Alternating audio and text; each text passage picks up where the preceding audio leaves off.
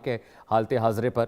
लेकिन अभी बात सिचुएशन ऐसी क्यों हो गई है? खबरें आ रही हैं कि तख्ता पलट हो सकता है। और जैसा जनरल साहब ने एग्जाम्पल दिया कि परवेज मुशर्रफ तक का इतिहास, भूगोल और ज्योग्राफी आप देखिए तो हमेशा से सेना वहाँ के पॉलिटिकल रजीम पर बहुत कंट्रोल रहा है, बहुत हावी रही है। ये भीड़, ये जो वहाँ पर लोग जमा हो रहे हैं, आगजनी हो रही है, घटनाएं हो रही है, क्या चल रहा है इस्लामाबाद में? मैं आपसे समझना चाह रहा हूँ। देखिए, इस्लामाबाद में तो अल्हम्दुलिल्लाह बिल्कुल पीस है। जहां तक कंटेनर्स का ताल्लुक है, डे आफ्टर टुमारो एक पार्टी ने कॉल दी हुई है पहिया हड़ताल की, जमात इस्लामी ने। तो उसके लिए जाहिर है कि कुछ मेजर्स में जो सिविल एडमिनिस्ट्रेशन लेती है, वो मेजर्स वो लोग अडॉप्ट कर रहे हैं। बाकी अल्हम्दुलिल्लाह पाकिस्तान में इस वक्त आपको पता है गवर्नमेंट और इस्टेब्लिशमेंट हमारी जो है वो एक पेज पर है, तो ऐसी कोई फिक्र की बात नहीं है। तो हमारे पाकिस्तान में ऐसा कोई इस वक्त टर्मोइल नहीं है, कोई ऐसा इश्यू नहीं है। कोई जिसे जनरल उपेंद्र साहब ने कहा, बड़ी अच्छी बात की उन्होंने कि अब नॉन मिलिट्री इश्यूज को जो है मिलिटरली अगर हैंडल करेंगे तो बिल्कुल ऐसी कोई चीज़ नहीं है कि हम ऐसी कोई चीज़ इस वक्त कोई मिलिट्री करने के मूड में हो। और हर चीज़ इंटैक्ट है, गवर्नमेंट अपना काम कर रही है। पाकिस्तान में किसी शहर में, किसी इलाके में कोई कर्फ्यू नहीं है, बल्कि पाकिस्तान इस वक्त मीडिएशन कर रहा है। आपको पता है ईरान और यूएसए में, अमान के अंदर भी हमारे रिप्रेजेंटेटिव नदीम इस साहब, वक्त। इसीलिए डोनाल्ड ट्रंप ने आपका नाम नहीं लिया। अभी कल ही बयान आया है उनका। अगर पाकिस्तान, और मेरे मन में ये कौतूहल था, आई वॉज ऑल्सो अमेज्ड कि इस्लामाबाद में ऑफिशियल एक मीटिंग होती है, डेलीगेट्स ईरान से, अमेरिका से आपके यहाँ जाते हैं, आपकी ज़मीन पर जाते हैं, आप उनका स्वागत करते हैं, उनकी खिदमत वहाँ पर करते हैं और एक अच्छा पीस टॉक इनिशिएट होता है। लेकिन ट्रंप जब बयान देते हैं तो पाकिस्तान का नाम ही भूल जाते हैं वो। ये बात तो आपको भी ट्रंप पता ने, होगी। जी आपको भी पता होगी, general Upendra will bear me out.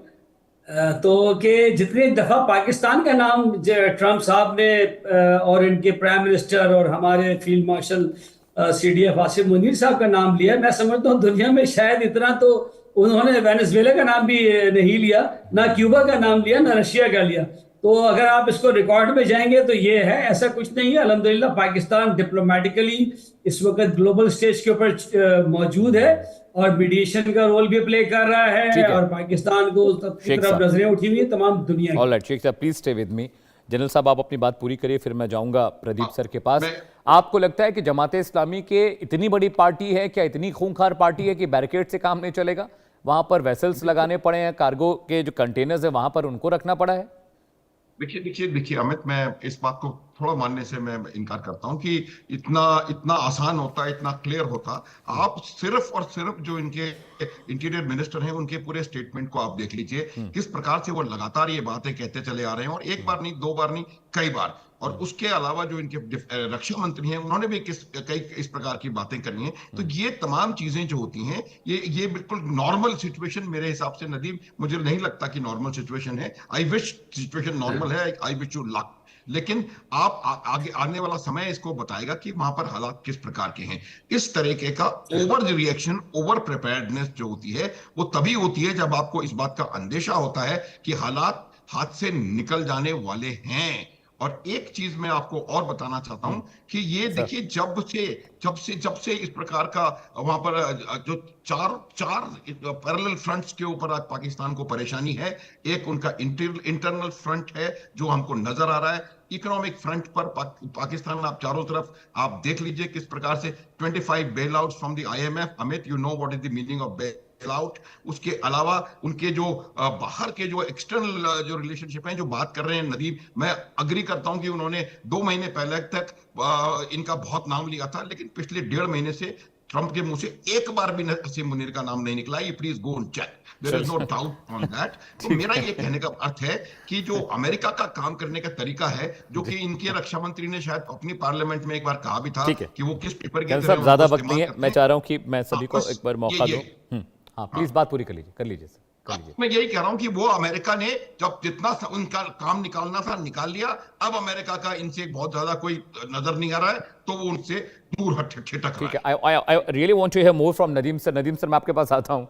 मलिका जी, एक रिएक्शन आपका चाहता हूँ। जो बात नदीम शेख साहब कह रहे हैं, एक्स आर्मी पर्सनल हैं, सेना में रहे हैं, तो जो सिचुएशन, जो तैयारियां इस्लामाबाद में हो रही हैं, मुझे नहीं लगता है जमाते इस्लामी जैसी छोटी पार्टी के लिए इतने निज़ाम हो। हाँ, एक बार को इमरान खान की पार्टी के लिए कहा जाता तो भाई उनके समर्थक बड़े उपद्रवी हैं, वो आग लगा देते हैं, तोड़फोड़ कर देते हैं, वो पार्लियामेंट में घुसने की कोशिश करते हैं, वो सरकारी इमारतों में घुसने की कोशिश करते हैं। एक बार को समझ में आता है, लेकिन उन्होंने इमरान खान की पार्टी का नाम नहीं लिया।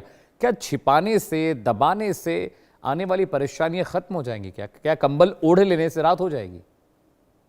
बिल्कुल अमित जी, इससे पहले नदीम सर ने एक चीज बोली कि कैसे आसिम मुनीर को फेवरेट जनरल बोला गया डोनाल्ड ट्रंप द्वारा।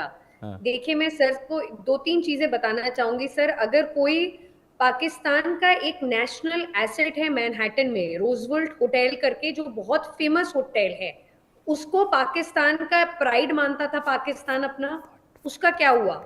आसिम मुनीर आए, आसिम मुनीर ने डील की, एमओयू साइन किया अमेरिकन गवर्नमेंट के साथ और बोला साथ में रीडेवलप करते हैं, क्योंकि हमारे पास उसको चलाने के पैसे नहीं है। कभी भी पाकिस्तान में कोई भी क्रिप्टो की पॉलिसी नहीं है। आसिम मुनीर ने क्या किया? वो क्रिप्टो करेंसी चलाने के लिए जो पूरे विश्व में किसी ने नहीं लागू किया, वो किसने लागू किया? आसिम मुनीर ने बोला हम करेंगे, हम आपके साथ करेंगे। Millions of dollars per month